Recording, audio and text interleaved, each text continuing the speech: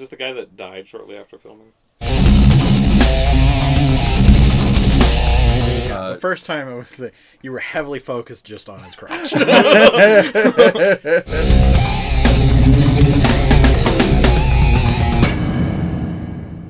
All right, here we are. We're gonna introduce ourselves twice, by the way. Wow. So What a twist. for the podcast, and then also if or we could just wait. We'll just wait. Yeah. So this will be extra for the podcast, and if this does end up on a DVD somewhere, which I'm guaranteeing it will. Nice. It will. It won't start with this shit because it's gonna start when we hit play. So hitting play now. Oh my god. It didn't play. All right, so that was a fake out. Not hitting play now. All right, hitting play now, There it goes. and it's playing. All right. I am Mathew Bonta. I wrote and I directed and I produced this movie. Robert, a.k.a. Mikey.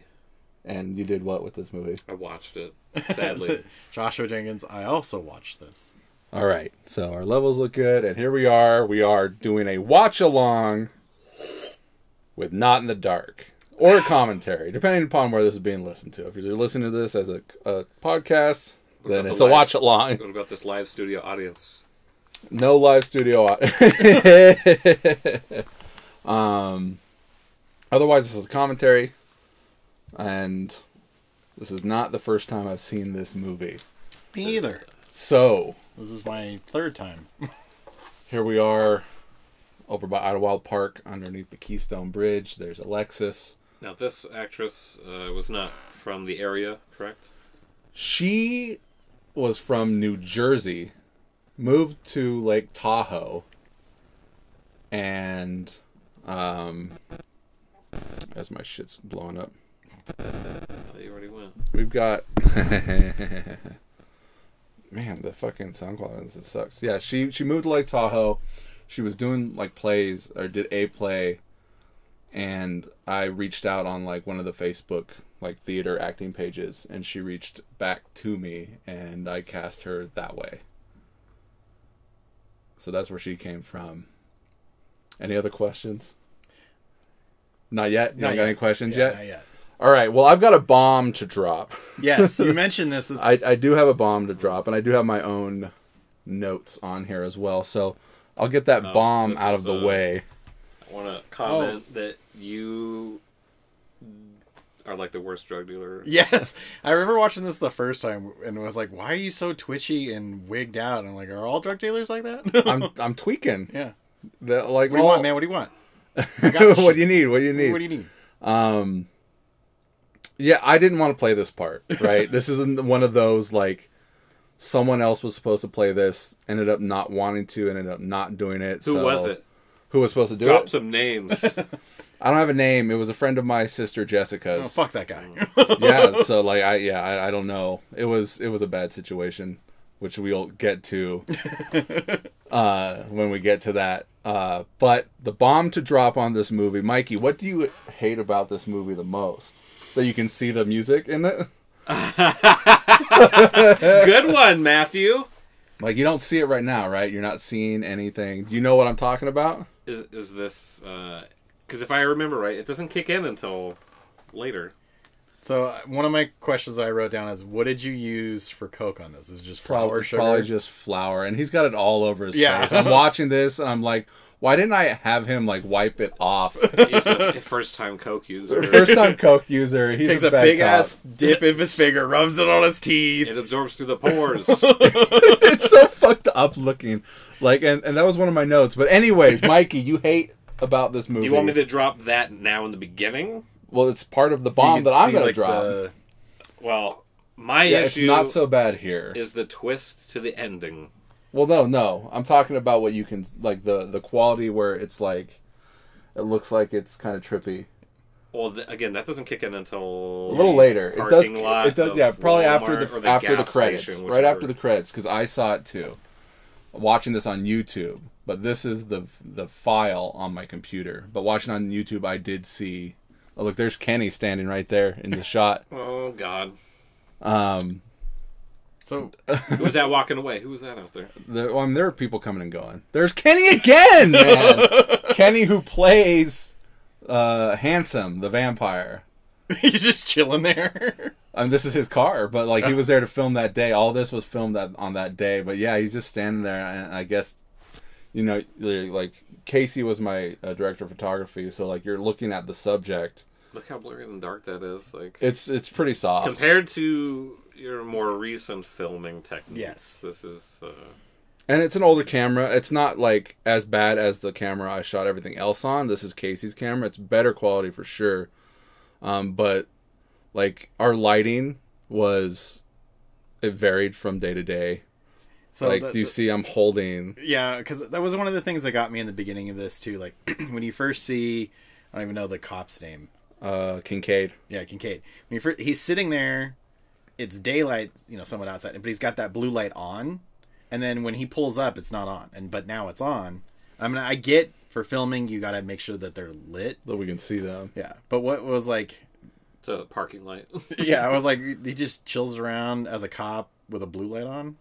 Well, like, it's just lit, right? Yeah. Now And it's red. I got that idea from Kenny when we shot a different scene later in the movie where they're all red when he picks up my sister Jessica's character, right? Because our light, one of these things, these power batteries, is only good for like an hour. And right when we were finishing up, it died. So Kenny was like, oh, I've got this. And it's like a speaker, a Bluetooth speaker that you can change the color on. And so we lit them up inside the car with that thing. And I bought a couple of them myself. So, like, and this is the same light that we use, but with a gel on it. So later on, when it's just a regular light, it's the same light, but we just put a gel on using one of these things. But yeah, so I just bought the little Bluetooth speaker to light it up blue. It's just to light it so that it's not just like generic lighting. It's just kind of like there's a lot of colors in this first scene alone, like the blue in his car, this kind of turquoise color, and then we get kind of the amber color a little bit later. How much did he pay to get a blowjob? Her? Yeah. He doesn't pay anything. If you watched the movie, I was like, that's the whole how point. much was he willing to pay? He wasn't willing to pay any. He's a crooked cop, so he was just trying to get a free, like, bang out of this. Yeah, and she's she's like, hey, I'm trying to I got bills to pay, like. Well, she's more like, I'm an undercover cop trying to bust you. Right, you need not to give him. me money. The other guy that she slapped. Oh yeah, money. Yeah, he had some bills on him. Oh, he was willing to give everything he had for her. Was that all? I think it's probably all ones. It was whatever he had on him. So it was like, but with her, like, what'll $5 give me? Spoilers for the commentary. With her being an undercover cop, it's not like she was going to do anything. She's purposely going after him. Yes. Back to the bomb that I have still yet to drop. Yes. Dude, I got notes throughout the whole movie. I will admit that you're right. With? The way that the movie looks when it's all, like, you can see the music. You mean like the shutter speed issue or whatever that is? Well, because you mentioned it, and I'm like, you just have to deal with it. That's just what it is. And, you okay? I just don't want to, I feel like I'm going to knock shit over. Okay, real quick. This is the thing that got me. Is like, yes, he's a crooked cop. He was getting drugs. He was picking up a hooker, but I'm going to pull over this speeder. Well, he says before that car goes by, he's like, "Oh, cool! I didn't think I was going to get to bust any heads tonight." So he just wants to be a dick. Yeah, he just wants to be a dick, and this is a theme that I like. Cop. Yeah, typical cop. This is a theme that I like to put in my movies, where you have somebody that's bad, and the audience knows that he's bad, and he's going to do something bad, but it's a bad guy in a situation that's with a person who's much worse than even he is. And I like doing that in some of my movies. So, like, he's a dick cop that will get one over on your standard citizen. But this is a vampire. Right. That ends up fucking him over. Yeah. I mean, honestly, I liked the whole character of Handsome. Like, because he was to me, he was like the comedic relief. Kind of, yeah. Because he's just like, doesn't give a fuck. He's like, I'm a fucking vampire. I'll fuck shit up. Pretty much. I'm like, oh yeah, man. Like, I'm just driving. Like, oh, do you know how fast you're going? The speed limit. That's the thing. Is like he didn't do anything illegal, right? Yeah, he was just the cop wanted to pull him over. Yeah. So back to the bomb. Sorry. Da bomb. Yes, you're correct. there is something wrong with it and how it's rendered. I mean, it was obvious. Because when I watched it again last night, I was like, fuck, he's right. And so when Greg came over last night, I was like, look, this is the situation. And we went and we looked, and the footage is shot like 24 frames per second, but I rendered it in 29 frames per second. So it fucks up with how it looks. Like an image trail. So what I'm doing now is I'm re-editing the movie, and I'm going to render it in its proper frames per second. With the Blu-ray release? Probably. Oh, I'll probably do this one up nice. I'll definitely bootleg it. because watching it, and because I listened to those old commentaries, and they're like, the editing seems kind of off. And watching it last night, I'm like, yeah, the editing does seem kind of off. So I'm not going back and watching all the footage and re-editing the movie. I'm just going into the initial edits that I already have and just tightening it up and rendering it in 24 frames per second. Like right there, you could see. Yeah. It's doing it. So one of the things I got here is like Mustangs have tiny ass fucking trunks. That's Paul in there, right? It's supposed to be Paul. How does he get him picked up so quickly like that and smoothly into the trunk? His vampire strength. Well, but I know, but behind the movie thing, was he standing up and pushing himself in? I think so. Okay. Because it kind of threw me off. I was like, man, he picked him up quick. And just shoot it in reverse. He's actually dragging him out. There you go. Yeah, I think he. I mean, like everything, like in professional wrestling that we're going to watch. Trees grow hella fast. What the you got to work with it. That looks great. They're good. not growing. No, they grew. Like this is our first usage of years and years the drone. Drone, and that was Casey's drone, not my drone. Why do you have a cock in your credits? It's signifying, so like you can't really tell, but he sees on his watch that it's time for the sun to come up, so he has to get out of the sun. Right. So the rooster obviously is signifying, sunrise. Oh, it's a rooster. Yeah, it's a rooster. What about the cock? Shut Obviously, fuck the up, listeners can't see it, but there was a cock on there. So that was the bomb I wanted to drop, is that I'm tightening up the edit and rendering it in its proper frame format. So it won't do that. It'll look better. It'll be a much smoother watch going forward. So like that's like, I wanted to tell you, like, even if we ended up not doing this podcast today, it'd be fine, because then I'd have a new cut for us to watch and do a commentary for. But yeah, it's definitely going to look much better, Mikey. You're not going to see the music anymore like you're tripping balls on acid and shit. See the sound, see the music. As you dub it, see the sound. See the sound. You're not going to be tripping out. This is footage from the original, like, Nosferatu, right? Yes, from 1922. And I thought it would have been cool, like, when I made mine, it was like 2019, so it wasn't quite 100 years, but almost. Is it public domain now? It is public domain, definitely. And my brother did the music for this movie. So, like, the music that is playing over this credit sequence is his. And some of the other scored scenes are his. And, of course, we got other music, but, like, my brother created original music, and I used it on here. So, the, like, concept for Ugly is Nosferatu? Yes, and that comes from the original Salem's Lot, where the character Kurt Barlow is designed after Nosferatu, even though in the book he's a regular dude. Right.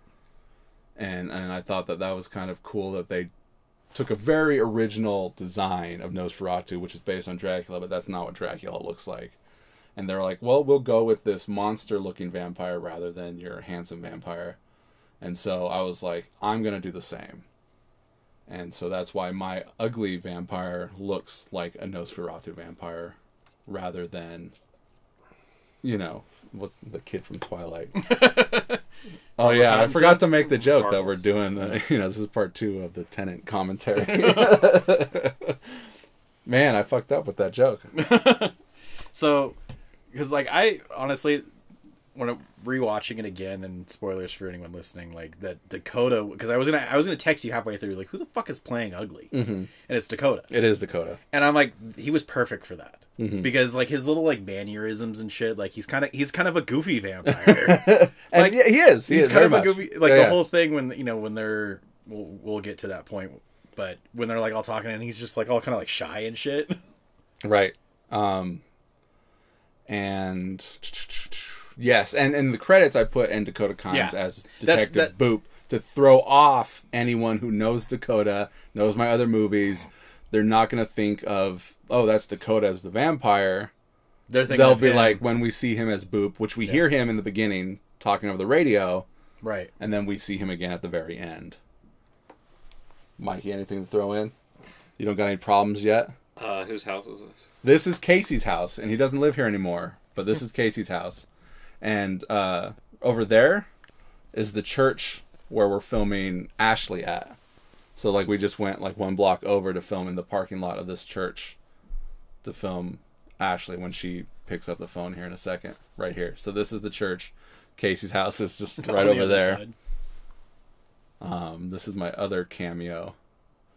So you get what she's doing right here, right? Yeah. I mean, they even say it outright. Is that the fucking phone vibrates onto her head when she's blowing a dude that's played by me. Also was supposed to be someone else.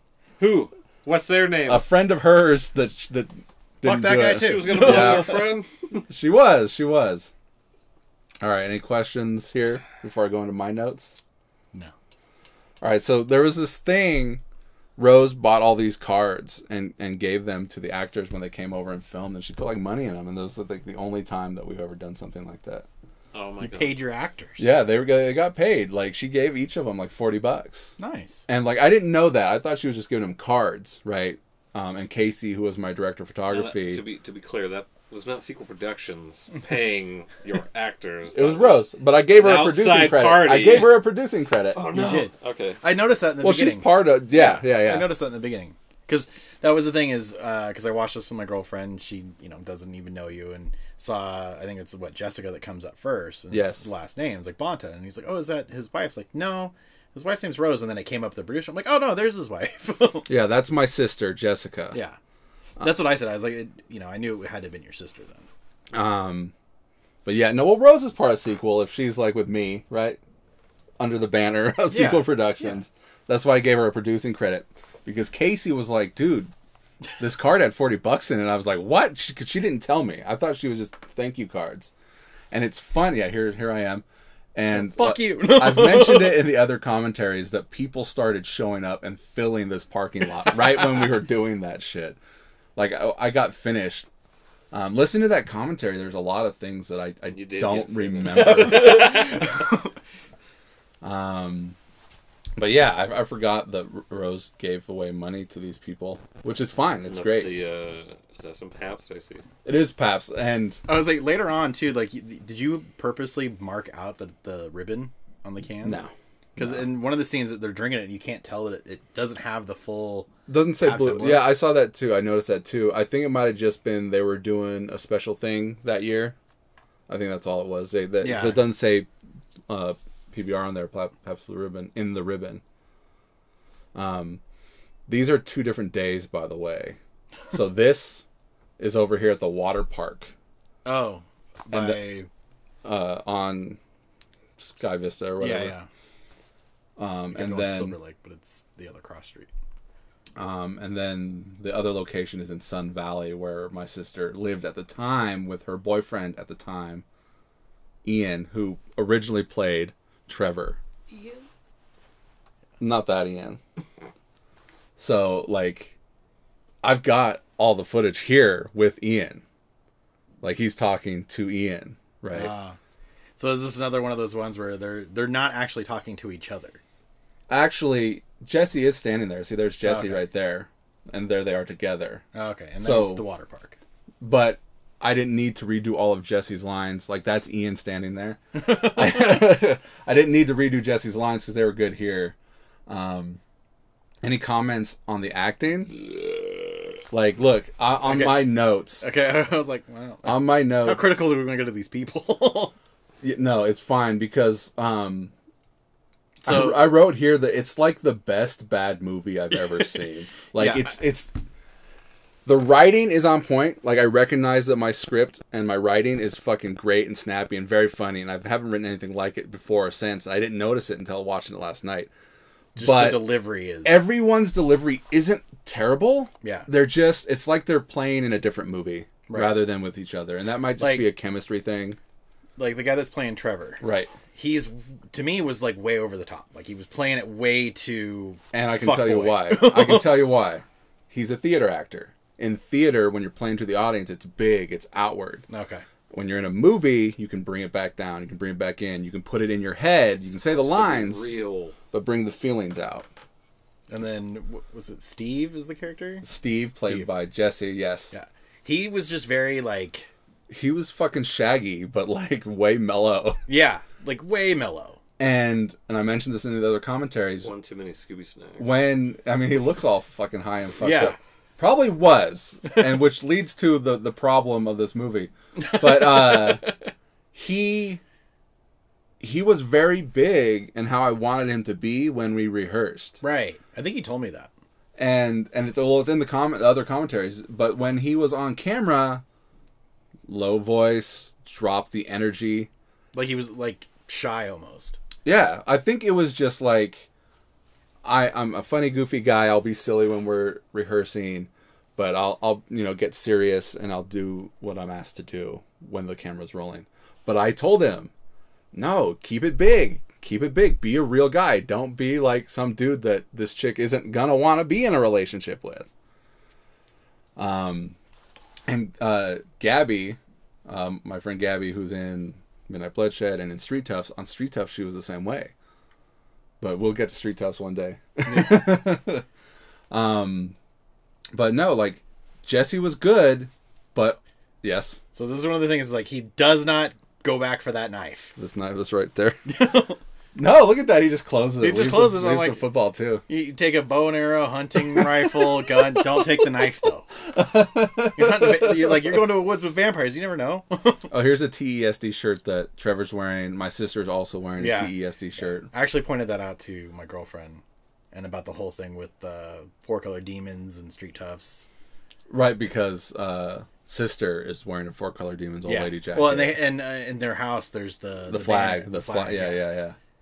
This is my old apartment. Is that your clothes? No, it's actually, I think it might be my clothes. It's either my clothes or Rose's clothes, because that's our closet. Samurai sword on the side of the samurai sword. I just noticed that. That's my the home protective device. What's that camera you got on the... Oh, and she's wearing... Hold on. And she's also wearing a TESD shirt. Space Monkeys is the podcast they do when Walt's not on there. What was your question? You have a camera on your TV. Oh, that's the PS4 camera. Is that okay. Oh, the eye? Mm-hmm. So when he films this... Redacted. You can see my my vacation form on the wall over there. Oh, to remind you what days you have off? Yeah, from 2019. Yeah, we filmed this spring, summer of 2019. Like, I was telling Greg last night after watching this, like, doing this now would be such an easy shoot compared to what Midnight Bloodshed was. Midnight Bloodshed was like going to war. Like, I'm watching this and I'm like, yeah, I guess we went up to the woods like a couple of times. Yeah. You know, it's the same spot that we used for Midnight Bloodshed. Frenchman's, right? Yeah.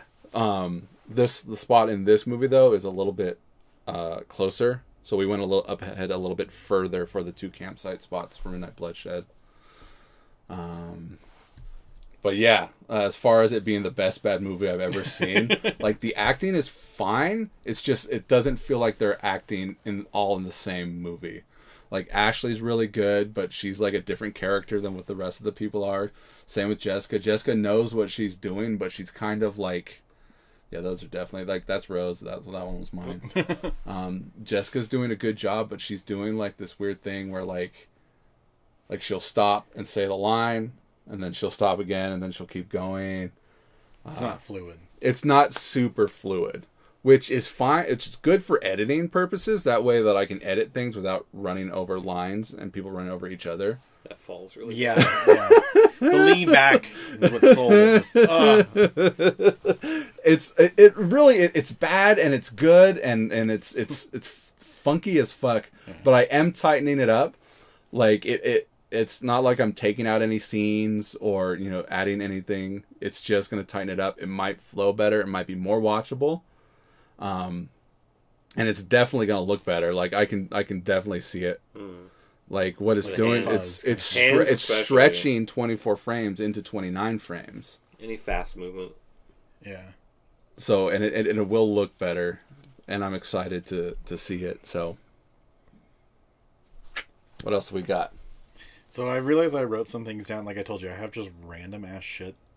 Like one thing, it literally just says thing, and the thing was the what's her name? Jessie, the sister, the younger one. Denny. When she like walks out of the house, she's got her like bracelet or whatever. She's like, I gotta get Oh my thing. no! I'm sorry. Okay, so not my sister, but Yeah. my sister's sister in the movie. Yeah. What is her name? I always thought that was Jessie or something like that because they kept screaming it in the woods. Oh yeah, what are they screaming? Oh my god, what are they screaming?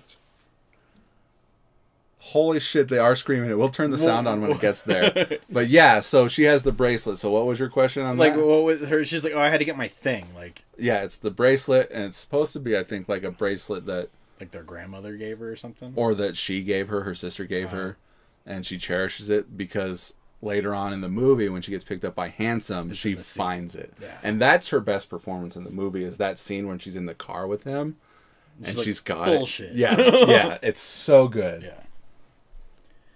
What else you got? So, and then they keep calling, we'll just call her Jessie at this point. They keep calling her the Squirt. Oh, that's just me doing like. Oh, I was like, was that what you wrote in, or was that just something they just? That's what I wrote in. Yeah. Just kept calling her the Squirt. Right. It's just to be like, give her more motivation to be all shitty and like a pissy, moody teenager and to run away. That scene right here, it's really bad. Yes. Thank you, Mikey. yeah, I'm fixing it. I'll point it out. There it is. Yeah, no. That's the only thing I can see. It actually looks better with the file on the computer than it did on YouTube when I watched it yesterday. The next thing I have on that just says not technically, and I'm like, I don't know what that means. Oh, right here, because she's like, Oh, right. so are you really a hooker? Oh, right. And she yes. says not technically, because technically she's a cop, but she Right. doesn't say that. Right. And I was like, what? Not technically. You're just dressed like a hooker. Right. And she says, It's just for fun. she There's says no money technically, she's questioning it there, Right. but she doesn't really say anything. And she's like, it looks like you've been raging all night long. She's like, yeah, that's what I was doing. I was out partying all night with my friends at the club, up in the club. And this is not there. This was at her house because I didn't have her that day. You could see in the reflections the house and the sidewalk.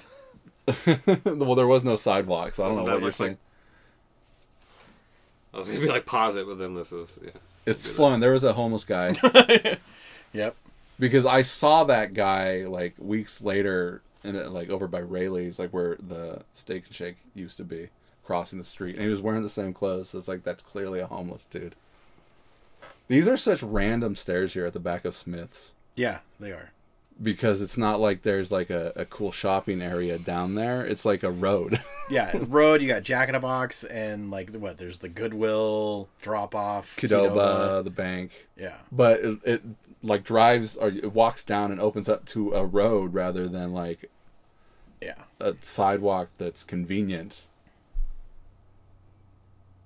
That was one thing I was like when Steve walks up or whatever, he's got Walmart bags, but they're in the Smith's parking lot. Yeah. Well, it's the same thing with Midnight Bloodshed. Yeah. When Newey's coming out with Winco bags.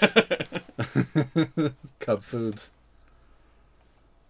Like, I think he came on and shot 2 days, like, at the end of the shoot, after 2 other actors. One that I fired and one that had to back out because he had health issues.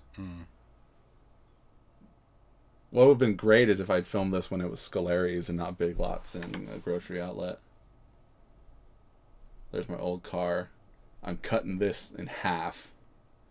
I know that for sure. Yeah. I've already made it that far. I've made it all the way up to where they go to the woods as far as editing goes. Man.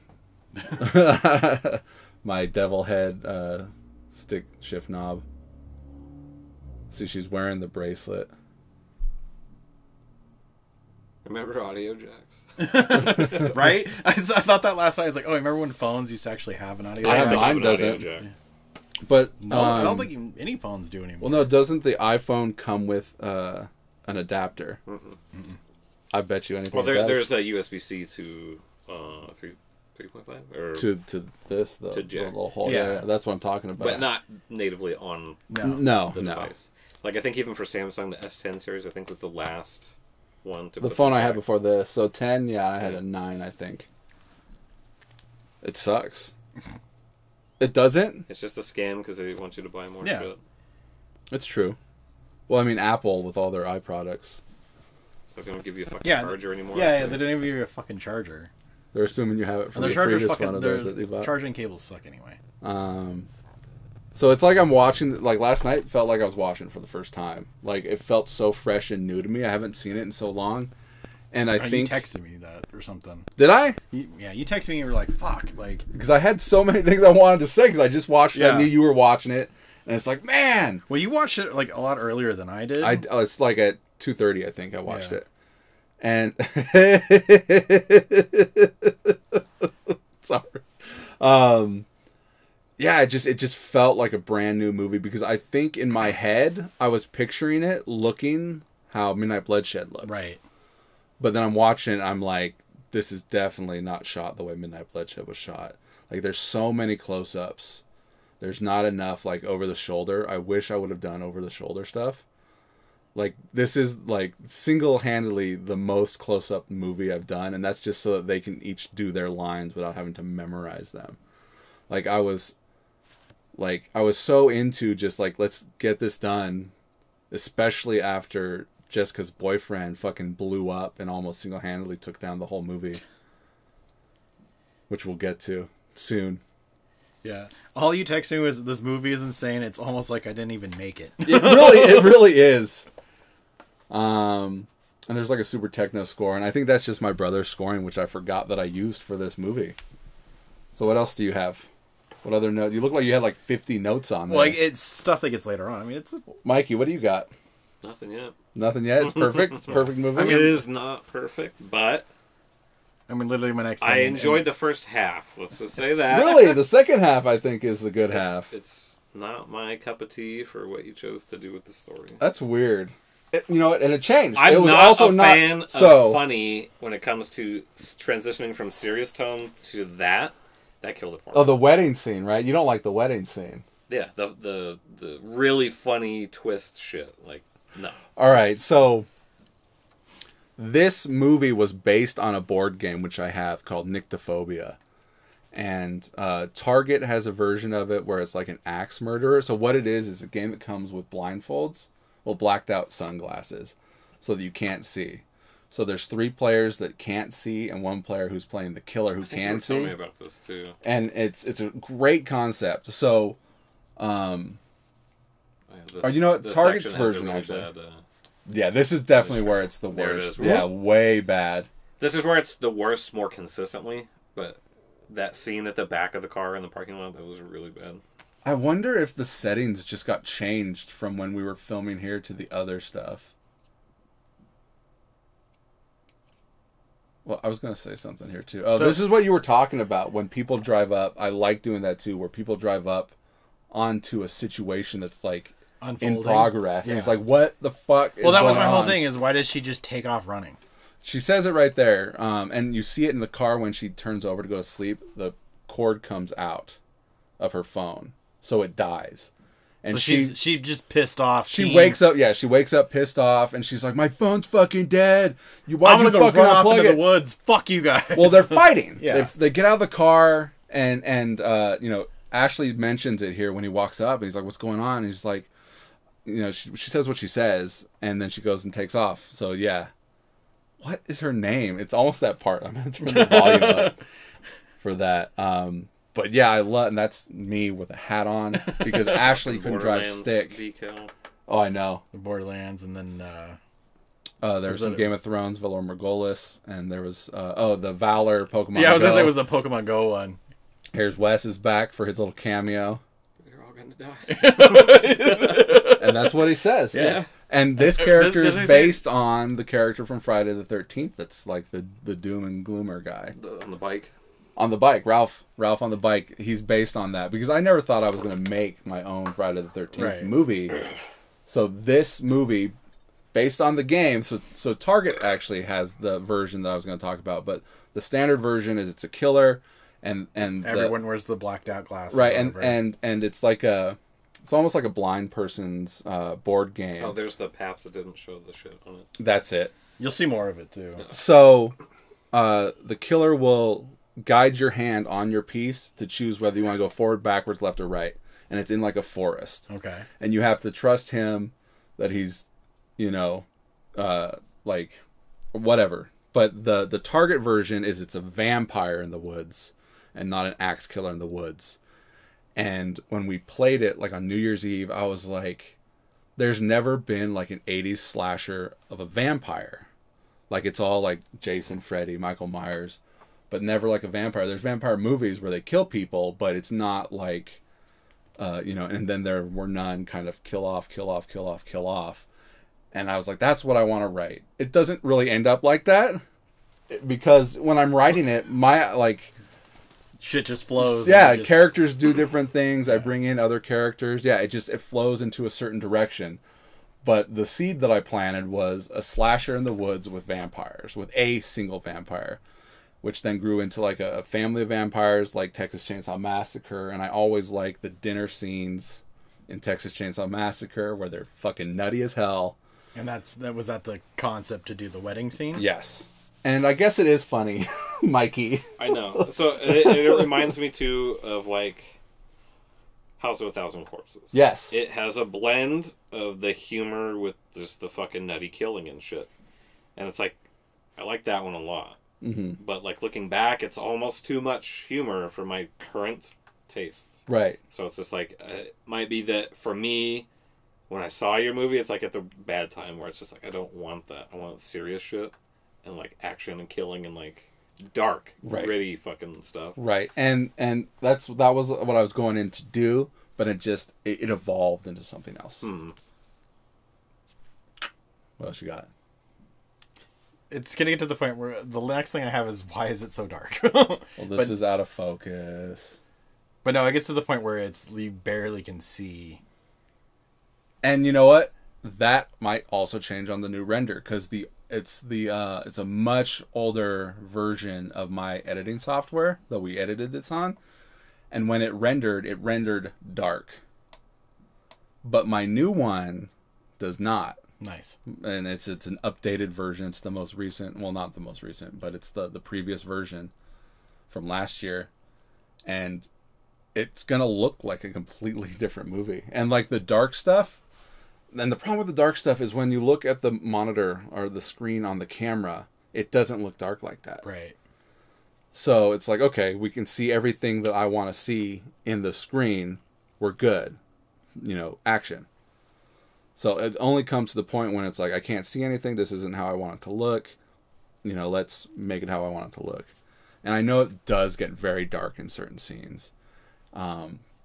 But, movies can be dark sometimes. You don't want it too dark. Well, wasn't there, what was it, like was it Game of Thrones? Not Game of Thrones. What's the new one they did? House of Dragons? Mm-hmm. Wasn't there like one episode or something where everyone was bitching and complaining? That was like, the original Game of Thrones.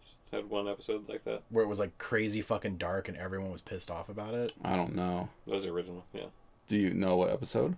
It was towards the last half. Later, like near the end. Yeah, because it wasn't that long ago. Maybe. I don't know. Did you watch House of the Dragon? No, not yet.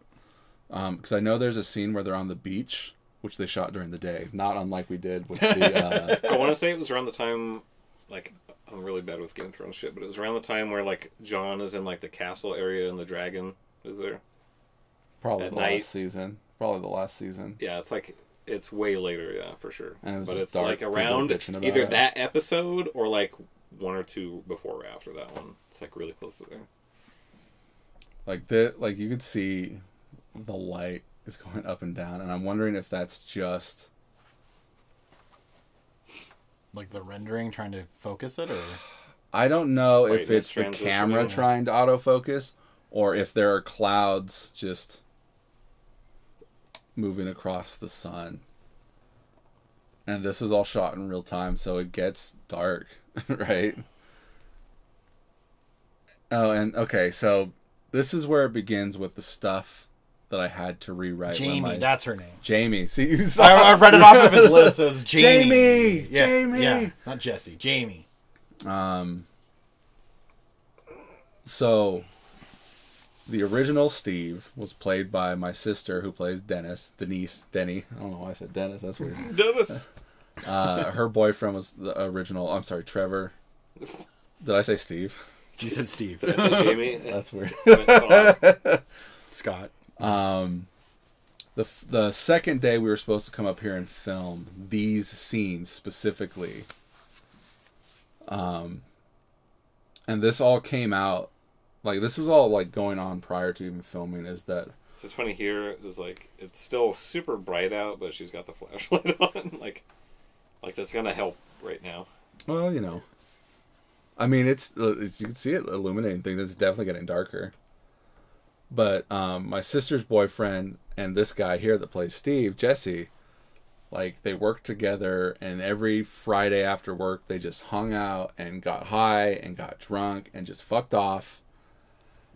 And, like, that's fine. They can do what they want. But, like, I'm like, hey, do you want to be in this movie? You're willing to, you know, work with the scheduling. I'm willing to work with you on your scheduling, whatever you want. You know, I'll clear it with you guys. And, like, everyone agreed to that, right? And so, come to the Friday that we were supposed to film these scenes, so this is a different day than that day. Like, I'm like, hey, you know, I started a group chat on Facebook Messenger with everyone that was filming that day. And Ian started, like, fucking around in it and just saying stupid shit that had nothing to do with anything. And I'm like, I can see where this is going. So, and I want everyone to show up at my house to go from here to Frenchman's to save on gas, right? We can take one car, we can get there. Is this the guy that died shortly after filming? No one died after this. We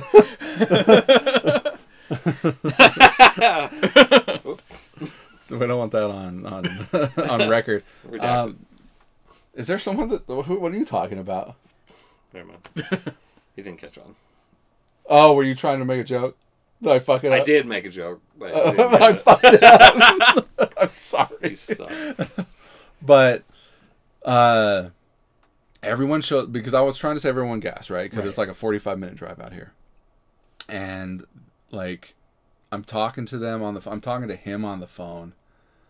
And he's like, I lost my keys, right? And I'm getting pissed off. So I blow up on him. I'm like, dude, everyone's here. We're fucking waiting for you guys to get here. Like, what the fuck, dude? You know, Alexis drove up from Tahoe to my house, which is like an hour drive, depending upon where she's coming from. Right. Then another 45 up there, 45 back for her to go another hour home. Yeah. I'm like, everyone's here. Where the fuck are you guys? What the fuck, dude? And, like, I think he hung up on me, and Ian was all fucking tuned up and pissed off, and, like, he was yelling and, like, cussing like me out in the background, like, fuck this, dude, fuck him, fuck this movie, when he calls back to say that he found his keys and they're on their way. And, like, they went straight to this spot, because I didn't know if anyone was going to be able to find it again, because we only just found it. And I thought they were coming over to my place, and I didn't know what the fuck was going on. And it's like, look, this doesn't look as dark here, does it? No. As that it was probably my thing, did like on your TV or whatever. It's like, are we? My next thing was actually here, where it's like, are we supposed to know what Ugly is eating? Is it just an animal? It's a dog. It's the head for the dog that they found. Okay. I thought it was a rabbit that they found, because it looked small, but I guess it was a dog without a head. Right, it's just the head. Just the tip. You could definitely see it better, and you probably see it better here too. I mean, there's a little bit, like you could definitely see it there. Yeah. I can't wait to see the new render if it does brighten this up, and if it does become a whole different movie. And like I said, and that's probably why, Mikey, I never did really notice what you saw originally, is because it does look better on just the hard file rather than through YouTube's processing, however they do it. So, anyways, they meet us up at the spot, and I meet them up there, and my sister's got their newborn baby with them, right? She's got it in the car. And, like, we start setting up, to film, and Ian's just standing there like, dude, fuck this. This is fucking stupid. Fucking yell at me. I don't even want to fucking be here. I don't even want to do the fucking movie anymore. And I wish Casey would have had the camera on record, like not like on him, but just like picking up the sound. Hold on a second. No, okay. Like you can see the edge of his mask there. You can see it really bad here on the YouTube version. It's not so bad, probably because it's darker and it kind of hides it more. This does look way better than what I watched last night, for sure. But yeah, he kept mumbling and saying that shit the entire time as we're trying to set up filming, and I'm like, then leave, right? You don't have to do the movie anymore. You're done. I don't want you in it. You know, just get out of here. Yeah, just take off. And he didn't want to do that. And then he wanted to take the baby with him, right? And my sister is like, no, you're not fucking taking the baby. Just fucking get out of here. And then as dramatized in Midnight Bloodshed, where he's like, you know what, fuck you, fuck your whole family, fuck your mom, fuck your sister, fuck your dad, fuck your brother, fuck this, and fuck you. I didn't even want to have that fucking baby. And then she's like, well, why didn't you pay for the fucking abortion then? And she's pushing him. And I know he was trying to egg me on, right, to like hit him and fight him, because I found out later that like he did the same thing to my sister, and she like hit him, and he called the cops on her, and she got arrested. So I mean, by virtue of that fact, I knew that was obviously what he was fucking trying to do. But he wouldn't leave. He wouldn't leave to the point to where like we couldn't make the movie. So I'm like, sorry guys, this isn't gonna happen. So, you know, Alexis drove all the fucked away, like almost like a 2-hour turnaround just to my house. So like, you know, it takes her like, or whatever, 2-hour turnaround. No, it would be. So an hour from Tahoe, 45 an hour. So yeah, 3 to 4 hour turnaround. Fucking, that sucks thinking about it like that. And Jesse, who is his friend from work, and he got him the part in my movie. Jesse was trying to defuse the situation, and Jesse ended up being really cool about the situation and coming back to film the movie and finish the movie. Whereas, you know, Ian like was antagonizing everyone and trying to start a fight. And I'm like, just get the fuck out of here. And like, he tried to the next day. Like, my sister was like, Ian wants... So I took my sister back to my place and was like, you can stay here. And then, like, she was going to steal my car to go home. Right? This fucking guy grabbing his crotch for the second time in this movie. Yeah, the first time it was you were heavily focused just on his crotch.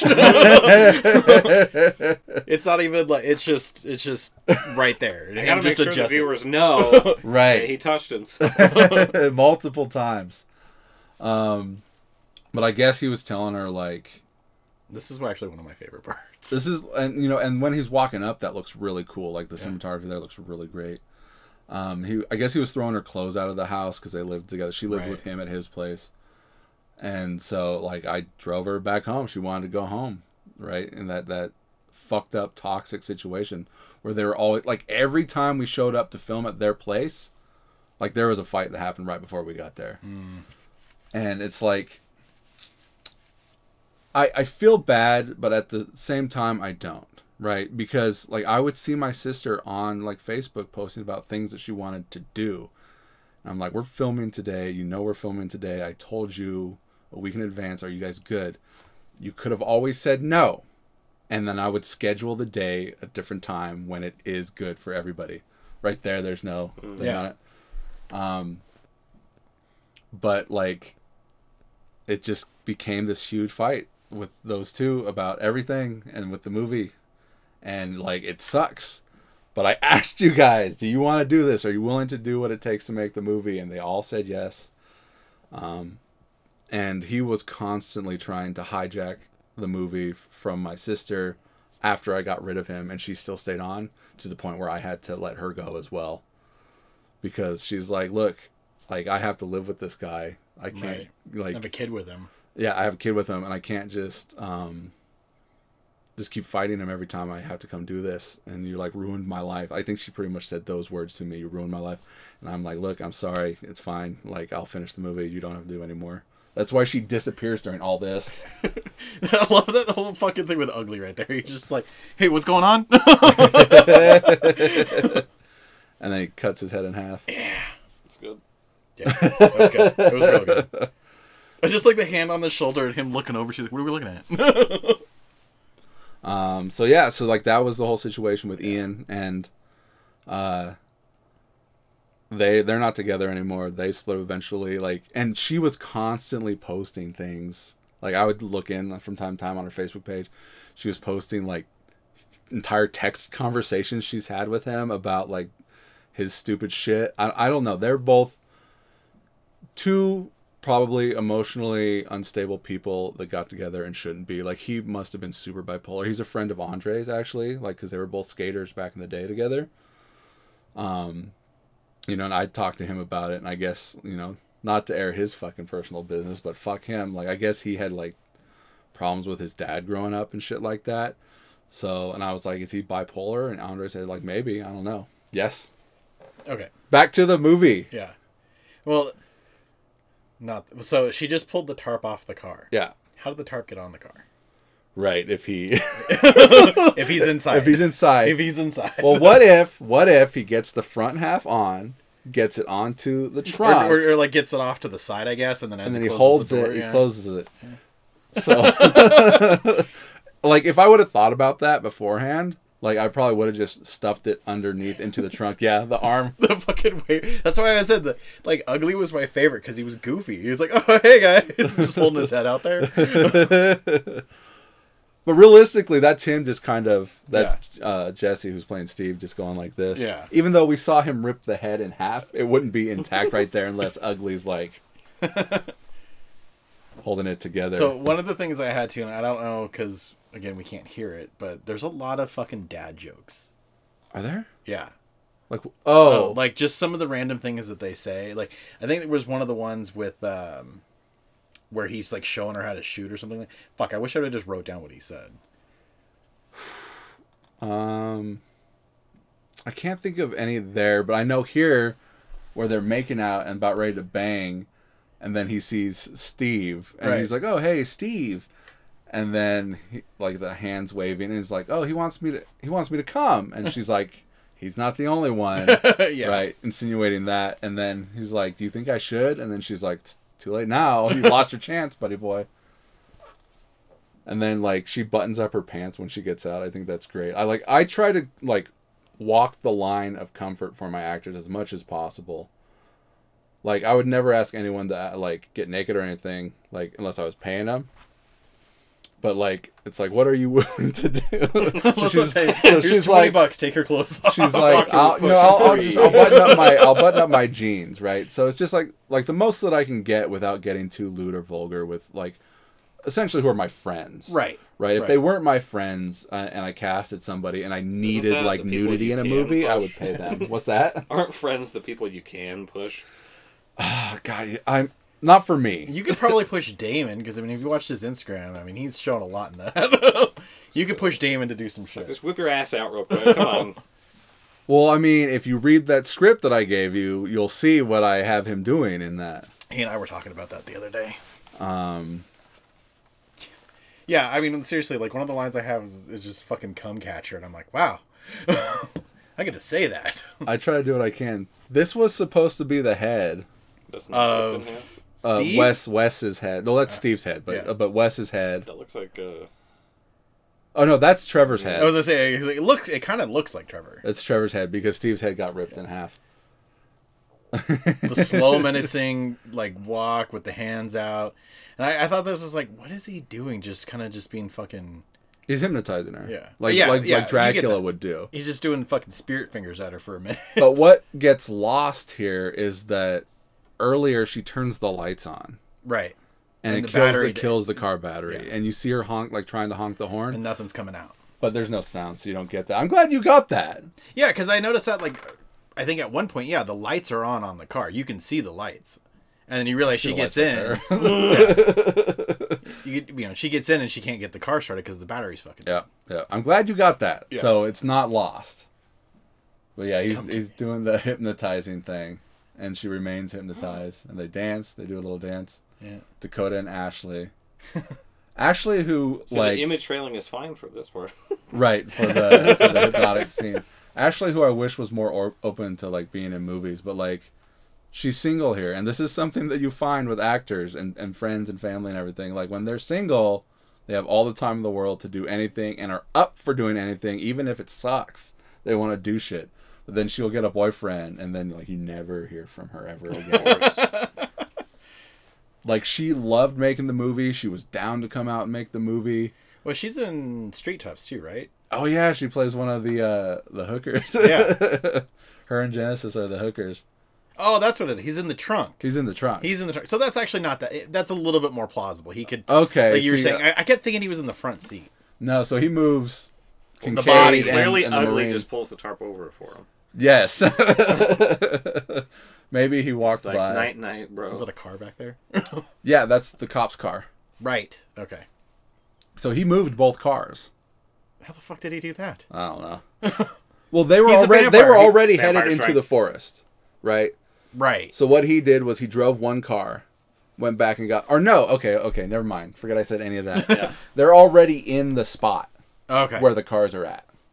That's what it is. Where he pulls them over. Right, because it doesn't really look like it, obviously, but the cop Kincaid drives him out to the wood, or her out to the woods to fuck her in the woods. Right. And so they're already out in the woods, And then he just and happens to. and like Handsome was on his way home. Right. And she ends up walking all the way back to town, and that's why she's like, "Hey, like I need to go south because that's where he was headed." Right. Like 24 hours ago. Probably less than 24 hours. Probably 12 hours. Yeah, but like 12 hours ago, I'm gonna go find this guy randomly in the woods. Well, she even says like I didn't see him coming back the other way. Right. So she was walking back to town where he should have been headed. Right. And she never saw him come back. So she knows he's up there for some reason. This is cool, right? Is this an actual house you filmed, or? It's an actual house that I brought up as a video on my computer and filmed the monitor. Because I was like, why is it so bad quality on that? Because I filmed the fucking thing here. And that is that right there. You can see the little light from that. This is your old apartment? This is my old apartment. This is the cabin in the woods. Smoked out front of that door. I know, and I'm like... Weirdo. See, and now she comes back after not being in the middle of that movie. And that's... Okay. And that's because we'd filmed all this and filmed everything else. And I was just like, I'll just rewrite it to where... She ran off. You're lost in the woods looking for her, and we come back to you when we come back to you. Right. So, can I ask, why is the foil on the outside of the house? Because you have to hold the audience's hand with things. Okay. So that you see that and you know that's like, that's weird and fucked up. What is that all about? Because realistically, it would be on the inside. Right. And so that when Boop comes in at the end, you see the sun coming through the window. Because he's pulled it down. Right. Because he's like, what the fuck? I guess, too, they're in the middle of the woods. There's no one fucking around anyway to be like, you know, go fuck with their windows. Right. Fuck this. Here's a twig snap. And maybe she saw the shadow. And then, perfect stop. Yeah, and then the lights died, like right as we finished up the exterior scenes. Do I have any other notes? I think I really got into it at the end and didn't really have any problems with it. Yeah, just the early stuff is kind of slow.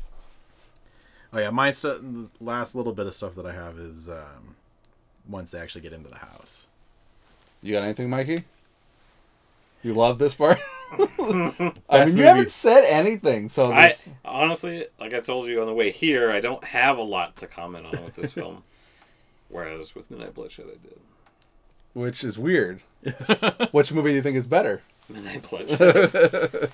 I already said this is like your least favorite movie. My least favorite your movie least favorite yours. Mine. Yeah. Well, we're going to go through all of them. Like, I'd rather watch the original Midnight Bloodshed. The very first movie I made. See, so there's the bracelet. Yeah, I was going to ask about that when I was going through your YouTube. There's another Midnight Bloodshed. Yeah. That's the first movie I made when I got my camera. I should have as an Easter egg. Oh fuck! Well, I also forgot to put the short that inspired the new Midnight Bloodshed as well. The Curse of Camp Blood. Yeah.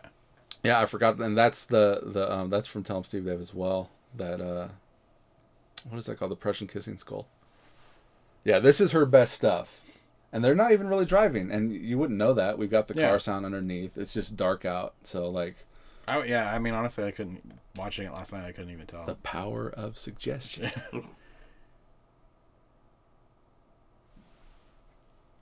Oh, what is it? I'm looking up there to see if you can tell, but that looked like maybe they were driving. Yeah, it's like the mirror. I think it's just her or somebody moving in the light of it, so it does kind of look like you're moving a bit.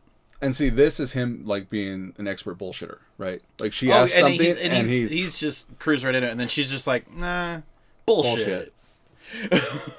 Fine. Because he does it again when he shows up at the house, right? And Alexis is like, "That's the girl. Why do you have her?" And he starts going into a story, and then she's like, "Don't even bother." Yeah, and fuck it. So clearly, really driving there. Yeah, so she comes upon the house and it's like, what the fuck? Yeah. And the thing's blocked for some reason. I blocked off the number. Well, I noticed that too, that you had the peephole blocked out. I think that might have just been a visual thing. This is her first movie with you? Yep. And she was a last minute replacement because it was supposed to be Genesis, who was the other hooker in Street Toughs. But those two stopped being friends. And so when Genesis found out that Ashley was in the movie, she was like, what the fuck? I'm not doing this. So I had to replace her with Michaela. This is where I met Michaela. And she does the makeup here too, or just Midnight Bloodshed? Just Midnight Bloodshed. But she might have done Jamie's makeup when she's got like clown makeup on as the flower girl. The flower thing, is that, didn't you talk about that before in something? So the sunflower. So yes. So this jacket and this design I created for the character Nikki in my Crime America remake. And that was based on Lobo's look from the comics. Right. Where he has one arm off. Right. And then what's her face in Midnight Bloodshed had the same thing. Right. And Cheyenne in Street Toughs has this jacket. In fact, that's the same jacket Cheyenne has in Street Toughs. Okay. Who keeps their phone in a fucking drawer? Right. It don't matter to them. And right. For all, it could just be that drawer could have like 50 phones in it. See, that was my first thought. But my girlfriend asked us like, who keeps their phone in the drawer? And I'm like, well, I mean, they're vampires. They fucking pick people up. Maybe they just chuck fucking phones in the drawer. Look, me and Mikey just watched a video my brother put on YouTube a couple days ago. There's like 5 phones in that fucking video. On the couch alone. My nephew had one that was connected to another one, and they were like doing some talking thing. But then he's holding a tablet, I think, to film it. But then he pulled up another phone from somewhere, and it's like, what the fuck is this? But so the sunflower I gave as an old lady patch for the biker club, but the sunflower is from the original Crime America. They were shooting a scene, and the dude had like this like oversized like sunflower in his pocket that he thought it was funny or something. And Eric drives up, and he's like, he's got that sunflower in his pocket, right? So that you cut, and then the next one like that ends up in the gag reel. But I thought that was a funny little nod to Crime of America to have the sunflower for the old lady jacket. And the old lady jacket, they all have a sleeve. And what Corey came up with is that means you'll give your arm for the club. Like that's how dedicated you are, is you give up your arm. That's cool. And she's got a TESD tank top on. So that says Tell 'em Steve Dave on there. And of course the 4-color demons is a Tell 'em Steve Dave thing. So I don't know exactly. It's right coming up at this point where she talks about your Easter egg with the rabbit. Yeah, and that rabbit was originally what I wanted Dakota eating. Right. But I just thought it didn't look like I thought it would look too lame, so I got like a dog. So there's a point where she's like, "Oh, this doesn't fit." Like, do you have a landline? She's like, "What time machine did you come in? A phone booth?" Yeah, a phone booth. And I was like, "Doctor Who reference?" Doctor Who or Bill and Ted. Ah, because they have a phone booth time machine. So it's probably more Bill and Ted because I never watched Doctor Who, but yes, the world does, so yes. I know about it. Yeah, I was like, because I was like Doctor Who reference, but no, Bill and Ted makes sense though too. And this dialogue, I love this dialogue so much, and it was so funny when I wrote it too because she doesn't give a fuck. Yeah, right? she doesn't give a and fuck at she's all. like, I need a phone, right? And she gives her a phone. Oh, it's dead. Here's the cord. Oh, this is the wrong cord. Hey, and she's getting so frustrated, and then she's like, whoa. Watch your manners, bitch, okay? This is my house. And then she's like, okay, I'm sorry. I just need to do this. Yeah. Because that was the thing, is like when she first shows up, she's like, who the fuck are you? What are you doing here? Oh yeah, why don't you just come inside? And she's like off the wall, and as far as the script goes, she has like the third most lines, but she doesn't show up until like the last half hour. Like they've got that blanket covering that. The Game of Thrones posters. And then she's like, back the fuck up. And then she's like, oh, hey, look. That's her. Yeah, see, he's going into his bullshit. She's like, whatever. And he's like, okay. And we lost the sound on this, so that was an 80-yard line. I think that one's fine. But like the last half of the garage scene is 80-yard as well. And you can see her like panties. The second panty shot. Yeah, because when she trips earlier and falls, you can see it. Now, there was that intentional? Too. No. Okay. It just happened. Mm-hmm. There's a chorus there. Tastes like piss. Yeah, so she was much younger than she is now in this. Because this was like 4 years ago? No, yeah, 4 years ago. Yeah, this is when I met her, and then, like, she came on for Midnight Bloodshed. There's Dakota. He's not wearing sunglasses, though. No, he's not. Fucking Dakota with the glasses. He kills me. No vape in this one either. And all the in the other hand, he just pulls it up. All these paintings my sister did. My sister Stephanie, so not the one in this movie. I love this whole part though with Ugly, and they're all talking to him, and he's just he doesn't talk. He doesn't talk. He's all like confident shit right there. He's like, "Yeah, is that a girl with you?" Right, and like I didn't have Ashley, and like in the script she's like outside on like a porch area where like he's trying to hide her from coming in because you know they're gonna give him shit. His little goofy like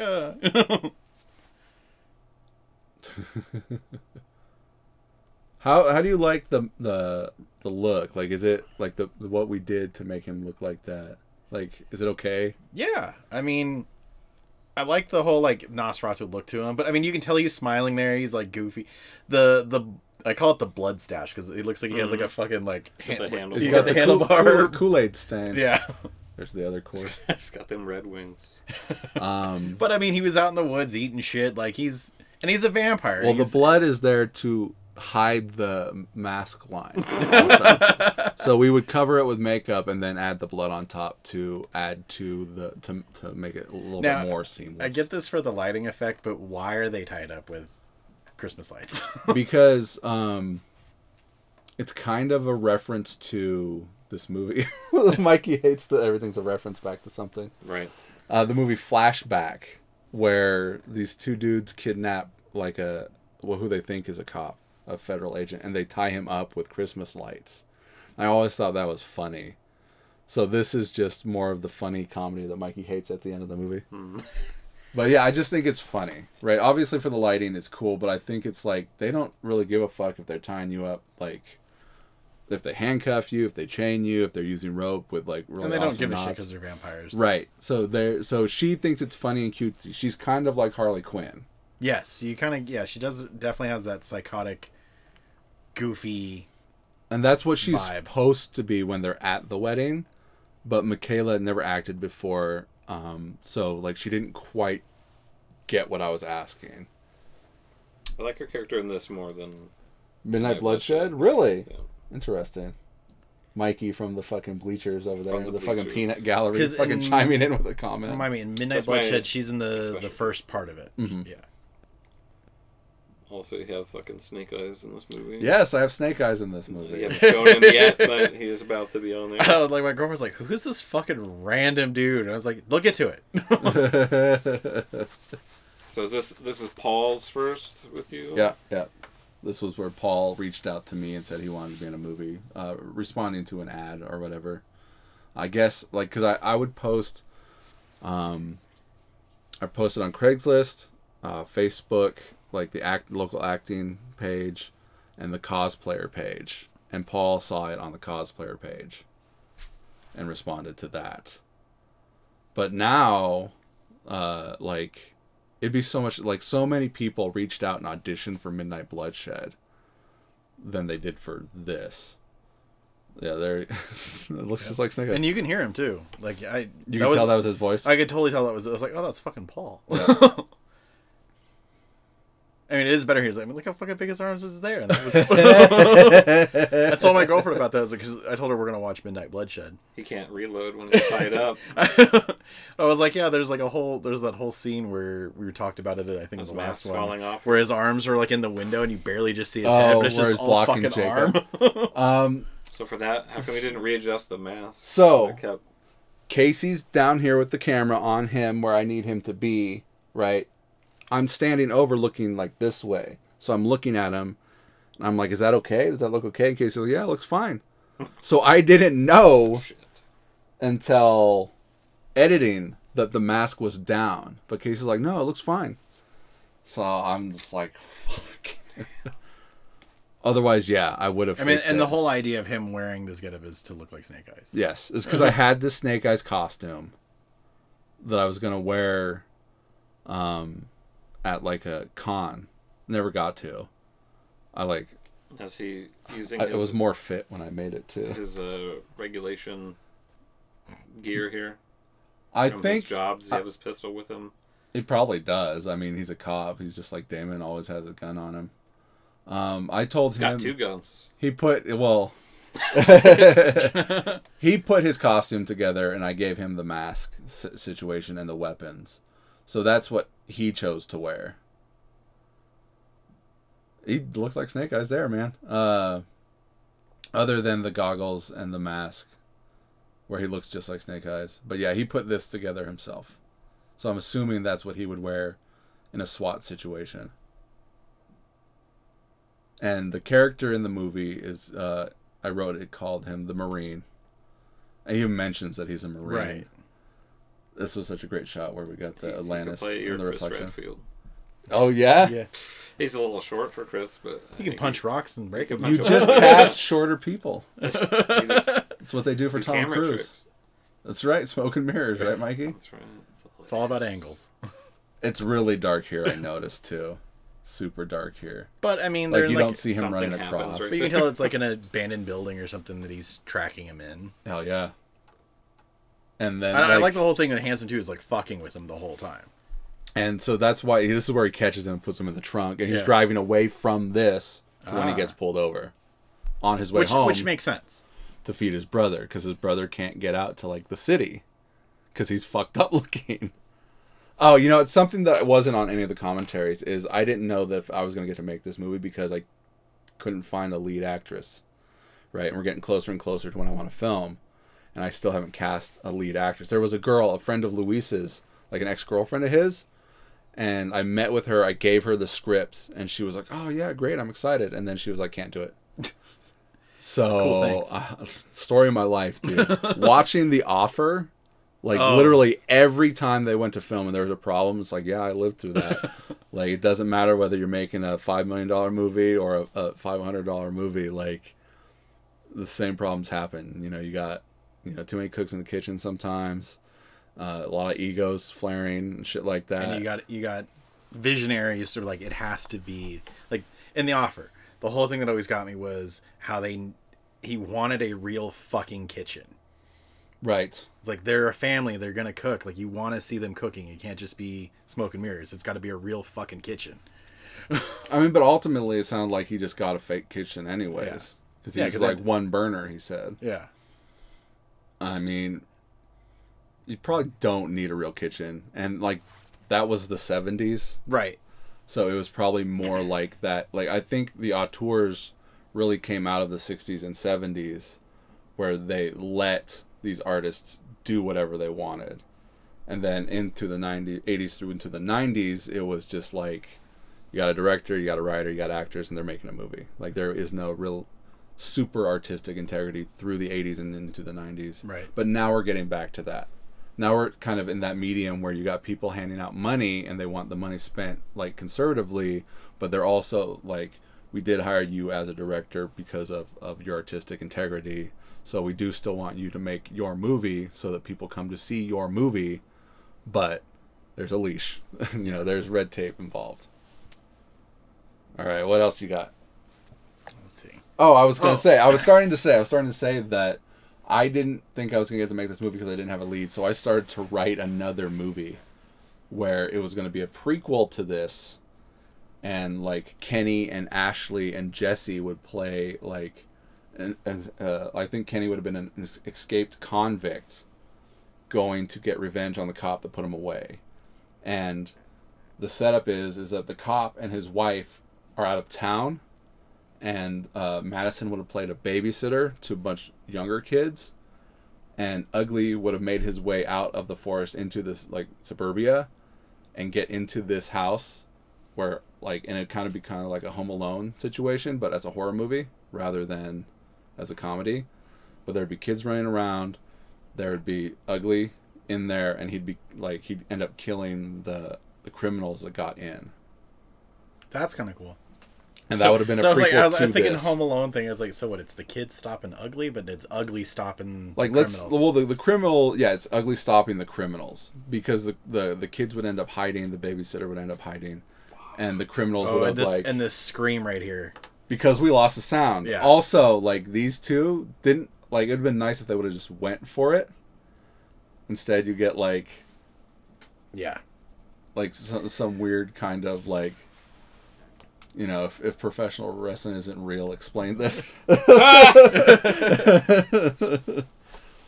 Speaking of professional wrestling. Yeah. That's 50 tonight. minutes. Yeah. Silence. I think You got me. What's that? She says something with something like a. She brings up like a vampire bat. I'm like, what the fuck is a vampire bat? Oh. Because when they're there and someone pulls up and she's like, do you got like a weapon or anything? You got like a bat? And she's like a vampire bat? Yeah. I'm like, what the fuck's a vampire bat? Those are real things. They've named like a species of bat a vampire bat. Really? Yeah, but I mean like a vampire bat like that. Dracula turns into a vampire bat. Oh.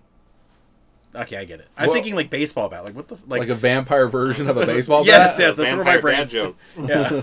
That's where my brain's going. I was like, what's a vampire bat? But no, I get Lucille. it now. They turn into a bloodsucker. bat, and fly, yeah. But I'm pretty sure there is a species of bat that they've labeled a vampire bat. There is, yeah. They don't bite people though. They suck the blood of animals. For now. They caused COVID. Only when you eat it. All right, that makes me think of what is it? What We Do in the Dark or whatever. Or What we do in the shadows. What We Do in the Shadows, right? And so this Kenny stuff was filmed after everyone had already left because he was at work during this. Mm-hmm. So he showed up, filmed on a different camera at a different time, so you can see the quality is different. But like when it's together, it is like kind of flows. But yeah. This is Casey's camera, and then this is my camera that I filmed God Salt and Street Toughs with.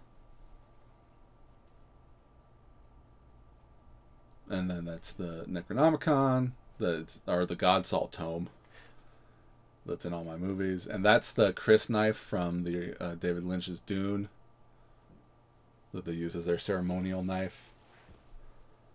And then, the wrestling movie I have that I wrote, Ugly's in that as well. Really? Yeah. In fact, Ugly... So from here, there was supposed to be a scene at the end where the father vampire is like in a pool of blood, and he comes in to show him his bride. Yeah, because they reference that there's like their father. Yes. But you never see him other than The what's about to happen. The flashbacks. flashbacks are about to happen. But I never, like, it's really hard to be like, oh, hey, we're done with the movie, to be like, hey, guys, can we go film some random thing real quick that I don't really have scripted for, like, a post-credits scene? Like, it's really hard to just be like, oh, we're done. Just kidding. Yeah. Because that's the whole thing, too, is, like, you don't know what happens to, essentially, Ashley and Ugly. Yeah, they take off. Yeah. They're going on their honeymoon. They go on their honeymoon. But, like, if if I ever get around to making the movie Everything Sucks, it's an anthology movie that is interwoven between, like, the biker club members talking. So it's, like, Weed, and it's Braxton, who's in Savage, and and the Mexican kid. Right. So those three are kind of hanging out, telling these stories, and these stories are happening in between. And in Everything Sucks, there's a story where they send the Mexican kid to the Mexican gang to infiltrate them. I forget why, but that's where all the wrestling stuff happens. And Savage is there wrestling, like a bunch of different wrestlers. Yeah, because isn't that how essentially like Savage ends, where she like hands him like the luchador mask or whatever, right? That's a reference to him. Like, she knew of him as a wrestler when he was wrestling those Mexican gang members. So that's after. Yeah, so the Savage now is after, because Savage is the sergeant-at-arms of the club that he gives up to Weed when he leaves the club then. Because that's where all the backstory with Savage and the club are. Character break there. Right, that was like the Harley Quinn stuff. But no, her. Oh, yes. She like hella smiles and laughs. So here we are, end of the Civil War, where he makes Handsome into a vampire. To me, this was a little... Because it just kind of just happens. Mm-hmm. There was no like lead up to like, okay, what are we seeing now? We're watching silent film. It all started that. Well, because he says I'm older. Yeah. So we find out like what he means by how much older, right? Because this is like 1860s. Yeah. And then here comes Father Vampire. Like, oh shit! I'm gonna bite this dude. So right. He's dead, right? He's almost dead. Because he's still struggling there. He's still struggling. Help me. And then he looks at his watch to be like, oh, sun's about to come up. I'll go ahead and just turn you into a vampire. Even though clearly day. Checks his watch. It's clearly day, but like, it's old-timey film. Yeah, I got one more. Yeah. Hell, why not? Vampire powers have gone down. And he's got double fangs. Like when he opens his mouth, he's got double fangs. Because that's like the whole thing where they bring up with Ugly. Like, why does he look like that? It's like, oh, it happens when... And that was another scene that I didn't shot. So what it was going to be was, it was going to be Father was going to like be banging this chick in like a 1950s car. Like, you wouldn't see it. It would just be like voiceover and like a car moving. And they would both find out that they were actually vampires and they didn't know each other was a vampire. So like, he impregnated a vampire with his vampire baby and they got this abomination. Like, it's, it's like John Landis' son, Max Landis, tells a story like, my dad asked me, how do you kill a vampire? And he goes through the list of how you kill a vampire. And he's like, however you want. Vampires aren't real. So I'm making up my own history, essentially. Yeah. And so he's Jack the Ripper here in the, 1880s, late 80s, early 90s, when Jack the Ripper was killing people. So he turns her into a vampire. This looks like old-timey London, right? This little alleyway. Yeah. I thought that was like a fucking Discovery Channel. You thought it was fucking documentary footage. Yeah. But anyways, in that script, everything sucks. So one story is the luchador story. Another story is where you get the history. So there's a cop in that movie, right? And he's trying to bust the bikers and the Mexican gang. And at the same time, you also find out that he is like Blade, like half vampire. Because you find out that he's the Marine in this movie post getting attacked by her. So, like, let's say that she bites him and he's able to escape and fight off the infection, like fucking Daniel Baldwin and John Carpenter's Vampires. Have you seen John Carpenter's Vampires? Where he like shoots his gun and he's like on the... Is John Carpenter's Vampire the one where they're like in like a weird like basement thing and they start dragging him outside? Yeah. Is it? Where they like hook him to like their car or something? Or whatever. Oh, yeah! Like the winch, and they like drag them outside. They shoot him with like an arrow. Yeah. And then pull him. Yeah. And then they Yes, back I up have with seen it. that one. And he's constantly like trying to burn like the infection out of his wounds and shit from the chick vampire. But yeah, so the Marine becomes like a Blade type character, and he's looking for ugly. Does he regrow a hand? Oh shit, dude! I don't even think I Included included that. Yeah, that's how little like I've watched this movie that I forgot that. Yeah, I'm gonna have to fix that. But yeah, so you find out that cop character is actually the Marine from this. Nice. And also within those stories How does is this ugly. What's that? How does a vampire Right. with heightened reactions? That was and literally my strength last note. Let this nobody walk up on her. Yeah, I was like, chain what and was kill her? with Jamie's fucking super strength? Well, it's like, well, why does Flash like? Is he so fast, but he's able to not like do everything that needs to be done in situations? It's just that Different. she So gets is to it jump on it's it. just her just fucking with her. Sure, I think she's probably just underestimating this child and actually doing anything, and she kind of catches her by surprise. So he throws her the Chris knife, which broke. Like the tip's broken off And she of just it. manhandles this vampire. Picks up the knife. And you get, I mean, it's slow motion. Right. But she pushes her like all the way back into the. Oh, and he says, keep your hands off my sister, you bitch, or something like Yeah. that. I mean, it's kind of Aliens, but really it's more of a reference to the end of Monster Squad when Dracula's like, give me the amulet, you bitch! All right, here we got a cool special effect. Oh, the melt. The melt. So she stabbed her with the knife, and then she melts away and dies. How'd you like that? Was that was good? cool. I thought that was cool. Good. You need to do more of that. I do, and having seen it like that, I would have had my sister Shania made that. I would have probably had her put pockets of blood as well as eyeballs in there. It makes me think of another movie where it's kind of like that. I mean, Indiana Jones. Maybe that's what it is. Yeah. Who Framed Roger Rabbit? Does someone melt in Who Framed Roger Rabbit? In the vat? Right, the vat. The That's dip. what I'm thinking of. But does The he dip, melt yeah, like the that? The dip.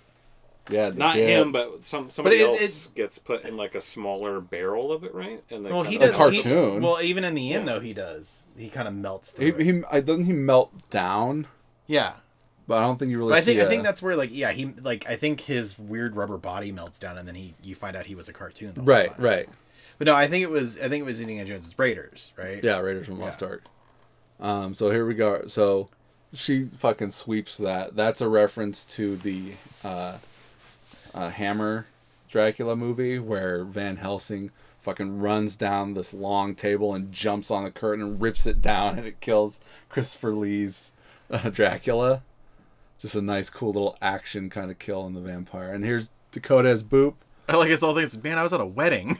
Right, and because he was like, sorry guys, I had to get out of a wedding. And they're Yeah. like, you're not the only one, because they were just at a wedding. Right. And that's the other joke is when she comes out wearing the wedding dress, and he's like, you probably just pulled that off of some bride. Yeah, I thought earlier." that too, yeah. And that was a reference to the wedding that actually was in at the beginning of right. the movie. So essentially, she went and attacked that wedding party, stole the wedding dress from that. So there's like 3 wedding references right here. And I really wanted them to just be covered in blood, but I know that it stains, and I know that like they would need to shower afterwards, and I don't know if like they'd be comfortable just like showering at my place or if they have other clothes. Like I wanted to just dump all the blood I had on them, like he exploded on them and just blood and guts all over them. Carrie. But instead, I was like, here's some Vaseline, put on your arms, and then we'll pour the blood on there. But then the blood didn't stick. It almost just rolled right off of the Vaseline. Like, obviously, you can see it did. Like, they kind of rubbed it in, but essentially, it didn't really. He's just dressed like a fucking... Like he was at a wedding. Yeah. Did this feel like it was a cabin out in the woods? I mean, obviously, Kind of, yeah. we're switching back and forth. Yeah. Like, we're telling the audience... You know, This is that- expensive. This is expensive. Expensive pink fucking tie. Yeah. And her shirt says Flower Girl on there. But to I wrap thought up, that was actually funny. It's like, you're going to be the flower girl. And then you see her in a shirt that it says, says Flower Girl. Girl. And she put her hat on her. Yeah. No. Not in the dark. Yeah. And that's the end of the movie. We just made it through the movie so fucking fast. Yeah. My girlfriend loved that line. Yeah. She laughed her ass off after that. I was like, yeah, that's the best. That's like not the best part, but that's like the whole thing. It's like, it really puts a period on that. Yeah. And like, you ever watch Arrested Development? Like, I think I watched most of it, like maybe the first like 2 or 3 seasons. Yeah. What was the budget for burning this house? That was the whole I just budget. rolled up on a house that was already burned and it just filmed. Free real estate. I just set a house on fire knowing that they probably have insurance and firemen were going to show up. Yeah. And that kind of looks like how my apartment... that's how it looks right out here, and that's kind of how my apartment looked. Absolutely. I didn't even think of that. I was like, where the fuck? I was like, did you... my brain's thinking it's like, oh yeah, they set this house on fire in the woods. YouTube video that I found, or like a B-roll footage that you can buy, and I just filmed it. Hood. Yeah, me as the Hood. Dakota Combs as Detective Boop. Handsome Denise, Jamie, Faith, Dude, Trevor. I'm Hood and Dude. Drunk, ugly sister, Marine, father. Don't have names. Just and I like that. I like that in a script where you're reading a script and like the character doesn't really have a name. I'm not playing like James Bond. Right. I'm playing like a descriptive word of who this is, and like I'm a main role and I'm kind of mysterious. It's like, what's his face? Did you ever see That Thing You Do? Yes. I always forget his name, but you never know his name. They literally in the credits he's just known as the bass player. Oh, is he really? Yeah. Interesting. What is his name? It's kind of like John Wick 4. Tracker. Doesn't have a name per dude. se. It's just Tracker.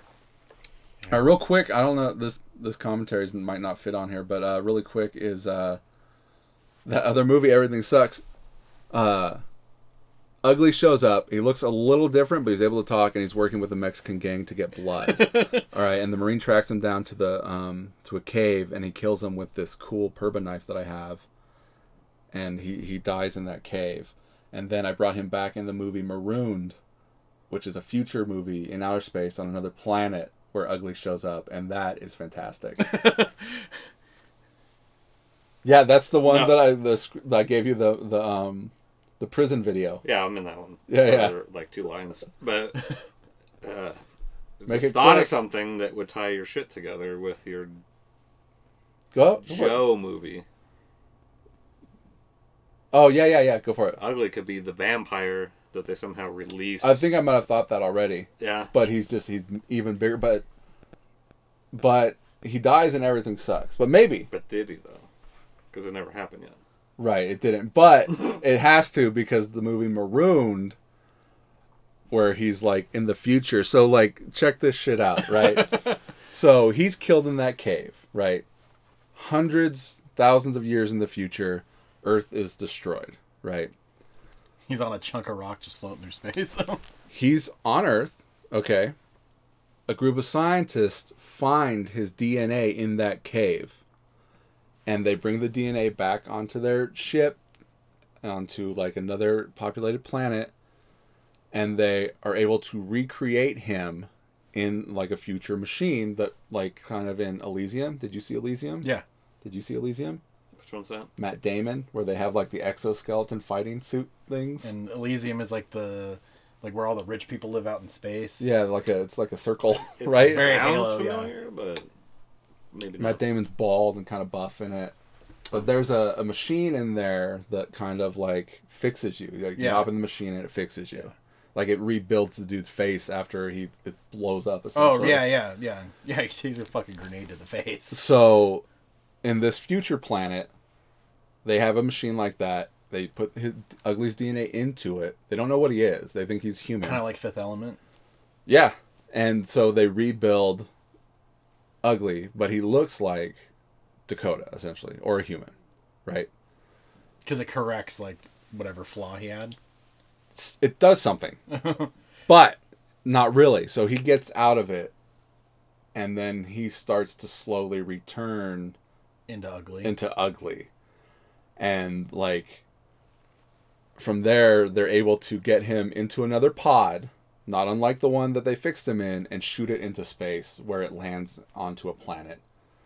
right? And this is all told in flashback, like at the end of the movie, right? Because like, how the fuck did he get here? because the movie begins with a crew and a ship crashing on a planet. Oh God, like I love this fucking movie, dude. And this came about when we were trying to make Unto the Breach. Didn't happen. Corey's like, oh, so I wrote Everything Sucks because I knew Unto the Breach wasn't going to happen. And then, like, can we get a read-through together, guys? And no one said yes. Everyone was busy. That's your inspiration for the title. Everything Sucks? Yeah. Is After like the disappointment of this not happening, you're like, fuck, everything sucks. Right. And people say it, and, like, the vampire theme of it as, like, vampires of blood. So, yes, absolutely. Everything sucks. And so that didn't work. And then Corey's like, you know what? Let's just do what we did for Street Toughs. We built the set in my garage, and we filmed in there. So we'll build a spaceship in there. So essentially, I wrote Marooned for Corey. And, like, the reason why we didn't get that one off the ground is because Corey really needed to, like, get off his ass and, like, let's clean up his garage, start building the sets, start getting some forward momentum on making this movie. But he never did. So I wrote Midnight Bloodshed. And it's all about me and all about me getting the forward momentum and getting people in and making it happen. Like, if he wanted to make this movie and shoot it in his garage, then he needs to be on point, and he wasn't on point, so that's why that didn't happen. Sorry, Corey, if you're listening to this. It won't be on the movie commentary. It'll just be on the podcast. We can keep talking real quick. Yeah. Before I forget, and it's not something from now, Skellis Ferrum. Yes, Skellis Ferrum. You know, it's leave funny. it at that, and we'll talk about it later. We can talk about that later, sure. I'm surprised you remember that shit. You're like fucking homeboy on Hot Ones. What's his name on Hot Ones? Sean, where he asks them a question. They're like, whoa, how do you know about that? I pull up a picture of the script you wrote, or the book you wrote. Like, what the short story. Yeah. So in Marooned, this ship, this crew of people crash land on a planet. And they need to go, they all like split up and leave to go and look for supplies, shit that they can use as fuel. And they're sitting on the edge of a cliff. They crash and slide to an edge of a cliff and stop. And they're stuck there. They've got like a dude that's in like one of their like med bays that like we don't know who that is. And he hasn't woken up yet. And we don't really know who these guys are. All of their names are like captain, mechanic, soldier. They all also have non-names as well. And so we watch these people on this planet. And I wrote it as a daytime only planet. Like they've got like 3 suns because I don't want to film at night anymore up in the woods. I'm tired of fucking in the dark. Right. So I'm not like, in the dark. This is a sun planet where it's always daytime. And they make their way to a lake where they start tripping out after having eaten like mushrooms or something on this planet. Because there's this scene in the book Solaris that wasn't in either fucking movie, and it pissed me off. The original, the guy that made Stalker made the original Solaris. And in the book, there's this scene... I've only seen the new Solaris. Oh, so you've seen that one, the Steven Soderbergh one with George Clooney? Yeah. So you know it's like a water planet that creates these things. And there's this scene in the book where this dude sees like this giant child in the ocean. And I'm like... Oh man, I hope that's in one of the movies, right? I read the book, not in either movie. And I'm like, fucking bullshit, man. So I wrote that into this movie where the dude's tripping out and he sees like this giant child in the lake. He's just tripping balls. He's just tripping balls. And we get like, and through these things, we also get various flashbacks to these characters. And we eventually find out that it's an escaped prison group. That they stole this ship, they hijacked this ship, and they're pretending to be its crew, right? So they find the pod that has Ugly in it, and he's not called Ugly in the script; he's called Blondie, because he looks like Dakota with the blonde hair. So they picked up his pod that they launched into space, right? Essentially, even like hundreds of years prior to. So he's gone from being like hundreds of years old on Earth to 100 years old on like Earth 2 to 100 years old on this sun planet. So he just keeps getting older and older and older, and they get the pod, they take it back to the ship. At the same time, the dude in the med bay wakes up, and he's the dude that they hijacked. He was like one of the military dudes that's legit, but he doesn't remember because after being in the med bay, shit's foggy, right? And he's slowly getting his memories back to remember who these dudes are, and he's also starting to remember, like, you know, the classified files on who the dude is in the pod, or either the computer is, right? The computer's trying to come up with shit. Like, there's shit going on. It's been a while since I've read it, but, like, dude wakes up and he's, like, starts to, like, figure shit out and realize that these are all bad dudes. Why does this remind me of another movie? I don't know if it does, tell me. That's what I'm trying to... I might have already talked to you about it, too. It's like the movie where they think they're, like, abandoned in space, but they're underwater. Oh, it's Pandorum.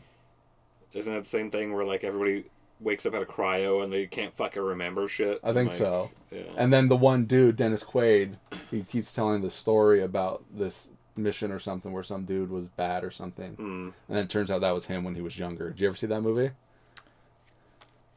I know the name. Ben I think, Foster. Yeah, yes. I watched it like once, probably right after it came out. I don't remember shit about it. It might be close. I mean, like, sometimes movies are just like other movies. Yeah, shit's gonna overlap.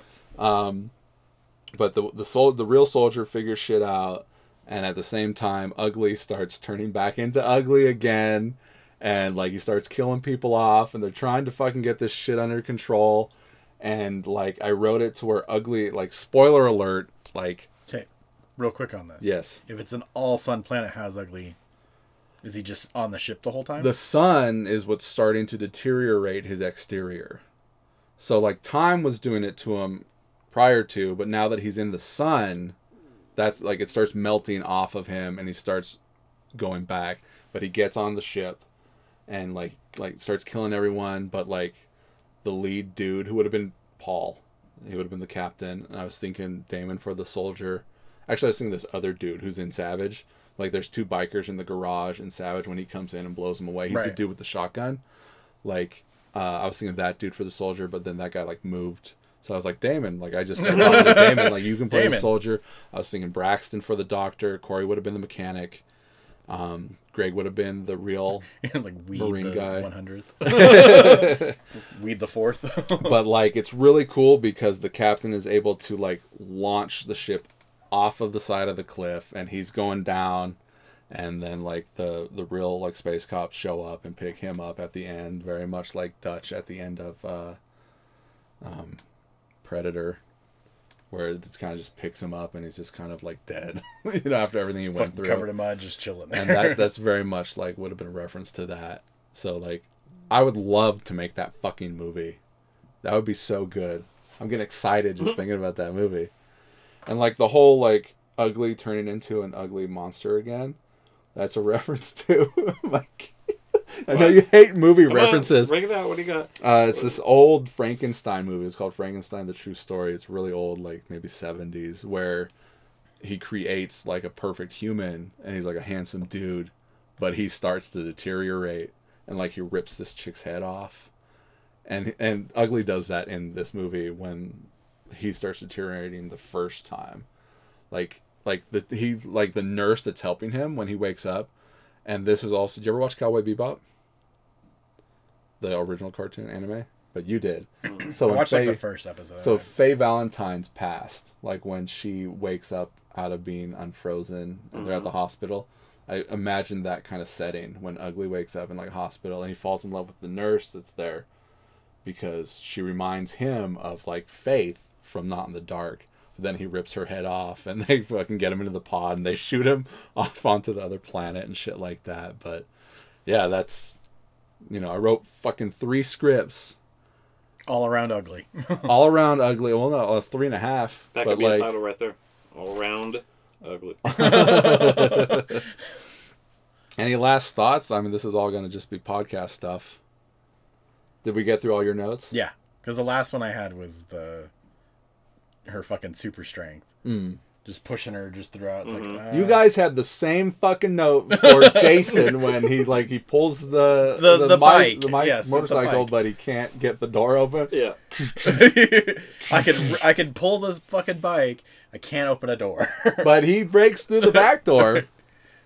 Anything from you? Any last things? I got nothing else. See, I got a lot of scripts just sitting around. That was an insane year. Script writing? For script writing, because I wrote Unto the Breach the year before, and then we didn't make it, and I wrote Everything Sucks and Maroon like back to back. And then I wrote Savage. And while we were making Savage, I wrote Savage 2, season 2. Are you going to do a season 2? I mean, I've written the season 2. Actually, I've written a season 3. I wrote Savage Nemesis as well. Like, which I think is fantastic. It's got a great twist ending. I love Savage Nemesis. But all those dudes didn't want to make a movie. Like, the people I wrote for, like Braxton, who plays Miles in Savage, like the nerdy dude. Like, he just stopped responding altogether through Messenger or text. And it's like, what the fuck? I didn't do anything. So, yeah. That's all we got. You didn't really say anything on this podcast. Again, there's not much for me to say on this one. Well, at the next pay-per-view, we'll be watching Street Toughs. Nice. Don't make that face. We'll do the commentary on Street Toughs. I'll watch again. You didn't rewatch Not in the Dark? No. I've already seen it twice, and again, it's definitely not my favorite. Will you watch it when I put out the re-edit? No. Why I not? just watched it now. Yeah, but it'll be different. It'll look different. You'll rewatch it. I'll watch it again. It's just a bummer because, like, Not in the Dark now has how many views on it? I think when I was there, it was like 690 something. Almost Yeah, 700 views. so yeah, almost 700 views, and I'm gonna have to upload one to 0. And be like, re-edit, watch it now. Just go to the views and be like, watch this. Well, it's just like I'm thinking, like, all the money I spend on submitting it to festivals, and maybe like the way it looks and the way it runs might have killed some chances. I forgot to talk about it on here, but I don't think I talked about it on any of the other commentaries. But my idea for Not in the Dark was, you're like a kid, 10, 11, 12 years old. You and your buddy on Friday night after school, your parents take you to go get pizza and rent a movie. And you hit the horror section and you grab some random weird looking thing off the shelf. That's what my idea for Not in the Dark was. Like, I'm not making the greatest movie ever, right? It's not Shakespeare, but like a fun, quirky kind of horror film that you would watch with your friends after school on a Friday night. Yeah. You rent a couple movies and this one's in the stack. Have you ever thought of doing like the Evil Dead route and like doing so they had Evil Dead and Evil Dead 2, which is essentially the same story, just there is different actors and they changed the story. Well, the only reason, do you know why? Why? Because he couldn't get the rights to do like a super cut of part 1 at the front of part 2. So it's essentially 2 movies. He just kind of had to remake that first one and tack it onto the front because that shit happens real quick. It does, yeah. Because I just watched those again like last year, and that front section does happen really, really quick. Did you watch Army of Darkness too? Yeah, watched Army of Darkness. I watched those 3. I didn't finish the show. It's fine though. It's fine. Well, they didn't fine. finish the show, did they? I don't know. They did. They did 3 seasons, but does it the end? end of the season 3 was like kind of outlandish, like weird. Like they ran out of budget, weird. But they kind of might have left it open. I doubt it'll ever be revisited. Because I think the last time I saw it was like something where, like, I felt like there was like some sort of campaign thing where they were all like happy for him. Because I know like one of the seasons starts and he's in like Miami or some shit. Fuck, I can't remember. I gotta go back and rewatch. Well, I it. don't want to spoil if you're ever gonna revisit. I'll rewatch it, but it's not. But that... it's like the campaign. Are you thinking about when he saved the town? Yeah, he and like he's saved like the town. celebrating and shit. Yeah. Is that the end of that's 1? like season 2. Yeah, I think that was like the last thing I remember seeing. Okay, so then you still got another season to watch. The last thing in 3 is like they save the day again, I think, but they get sucked through one of those portals like in Evil Dead 2.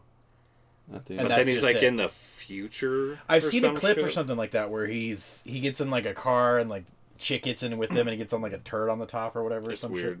Shit. Yeah. It's weird. But I'm thinking Street Meets Pavement, remaking that. So like next year, because I wrote Reno After Dark, right? On the off chance that Patrick is like, yeah, let's do it. That's what I'd like to make next year. But thinking that won't happen, re-editing Street Meets Pavement the way I am, I'm also going through the script again to update it a little bit, but basically keeping it the same and just remaking Street Meets Pavement how we make movies now opposed to how we made it then. So and that's not, I mean, I still have not watched Street Meets because I'm waiting for the edit that you're doing. Right, and we're still working on it a little slow. Like, I'm trying to give Greg a break because we just spent so long making Midnight Bloodshed, and then he also edits movies and shit beyond what he does with me. So it's like, okay, like, you know, if you don't want to edit tonight, because he came over like last Wednesday and like just kind of didn't really have any interest in doing it because he was kind of burnt out. Right. So like, it's going to be a soft edit with Greg on this. So maybe I'll do a little bit more editing, maybe just kind of doing like a work cut. Will you go? Greg's here. All right, well, we'll finish that podcast. I'm Matt Bonta. I'm Robert, a.k.a. Mikey. I'm Joshua Jenkins. Peace out.